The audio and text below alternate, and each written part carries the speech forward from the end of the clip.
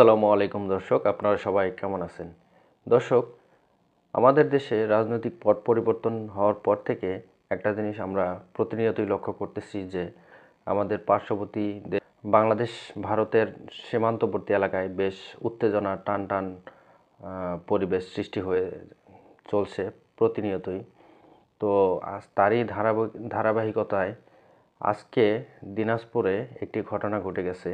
তো সেই বিস্তারিত আলোচনা করার আগে একটি কথা বলতে চাই, সেটি হচ্ছে যে ভাই ভারতের দাদাদের বলতে চাই যে দাদাবাবুরা, আমরা বাঙালিরা সেই আগের বাঙালি নেই। এখন বাঙালি অনেক শক্তিশালী হয়েছে, অনেক সাহসী বাঙালি আমাদের ঘরে ঘরে জন্ম নিয়েছে। তো দর্শক, আজকে দিনাজপুরের সীমান্তবর্তী এলাকায় একটি ঘটনা ঘটেছে।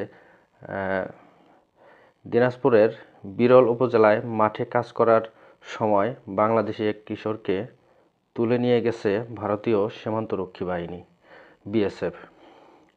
প্রতিবাদে ভারতীয় এক কৃষককে ধরে এনে বাংলাদেশ বর্ডার গার্ড বিজিবি সদস্যদের হাতে তুলে দিয়েছেন বাংলাদেশি কয়েকজন নাগরিক। আমাদের ভাইরে, তোরা আমাদের দেশের লোকজন ধরে নিয়ে যাবি, আমরা কি বসে বসে আঙ্গুল চুষবো? তো দর্শক, আমাদের দেশের নাগরিকরা তুলে এনে পাল্টা জবাব দিয়েছে। এটা আসলে অনেকটাই সাহসিকতার একটা পরিচয় দিয়েছে আমাদের দেশের ভাইয়েরা।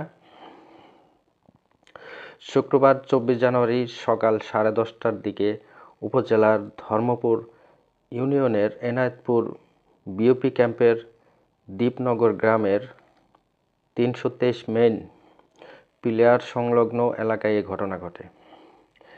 এই ঘটনার পর সীমান্ত এলাকায় উত্তেজনা বিরাজ করেছে। পরে পতাকা বৈঠকে বসে বিজিবি ও বিএসএফ বিকেল নাগাদ দুজনকেই ফেরত দেওয়া হয়েছে। ভারতীয় কৃষকের নাম নারায়ণচন্দ্র রায়।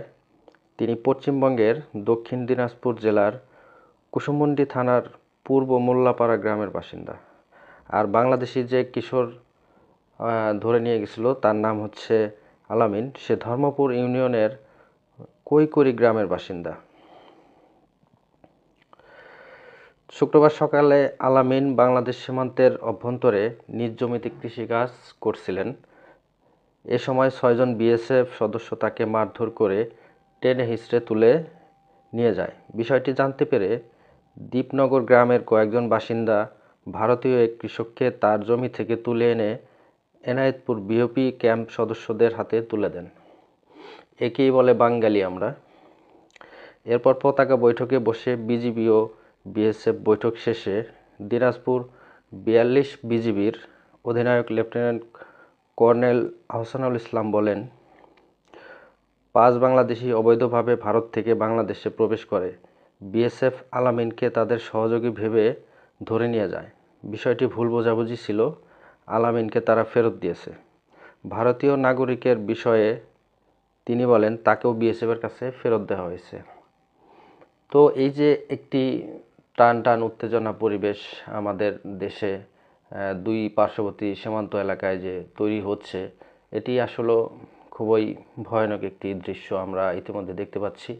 তো শুধু একটা কথাই বলবো যে আসলে এই সমস্ত উত্তেজনার কারণে আসলে যুদ্ধ হওয়ার সম্ভাবনাটাই বেশি থাকে। তো ভাই, যুদ্ধ কখনোই মঙ্গল বয়ে আনে না। আমরা চাই শান্তি, আমরা কখনোই যুদ্ধ চাইবো না, এটার পক্ষে থাকবো।